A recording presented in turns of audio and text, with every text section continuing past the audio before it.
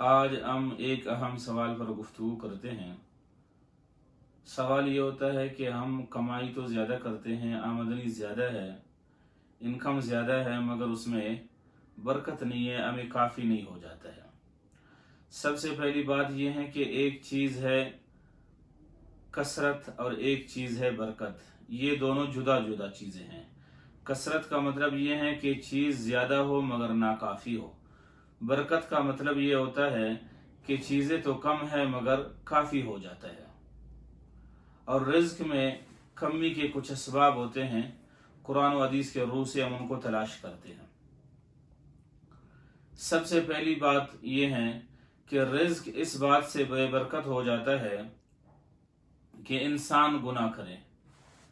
मसलन गलत बयानी है, गीबत है, झूठ है, बदनिगाही और बदनज़री है। ये वो असबाब है कि जिनकी वजह से रिज्क में बेबरकती आ जाती है।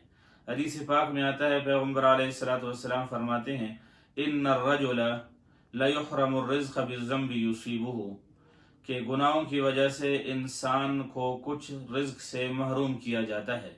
ये वो सबब है जिसकी वजह से इंसान के रिज्क में बेबरकती आ जाती है।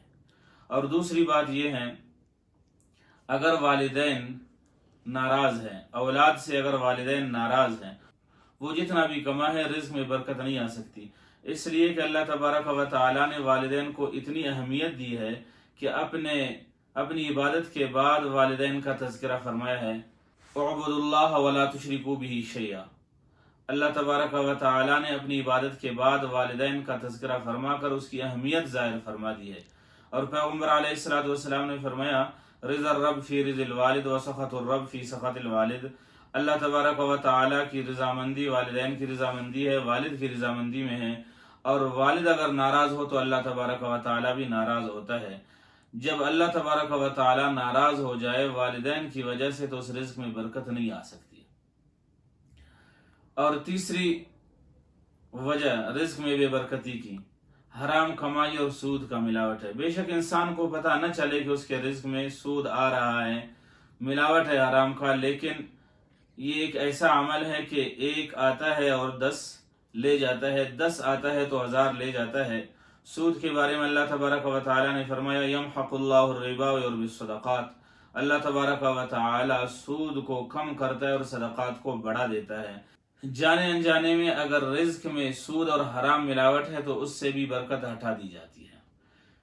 चौथा सबब उलमाए कराम ने लिखा है, वो है शुक्र। लैन शकरतुम लाज़ीदन्नकुम, अगर तुम शुक्रगुजारी करोगे तो मैं तुम्हारे रिज़्क बढ़ा देता हूँ। शुक्रगुजारी करना आमाल से, अल्फाज से अगर आदमी ये सीखे और इस पर अमल करे तो उसमें रिज़्क में बरकत आ जाती है। और अगर शुक्रगुजारी नहीं करेगा तो रिज़्क से बरकत हटा दी जाती है। दुआ है अल्लाह तबारक व तआला हमें इन आमाल पर अमल करने की तौफीक नसीब फरमा दे।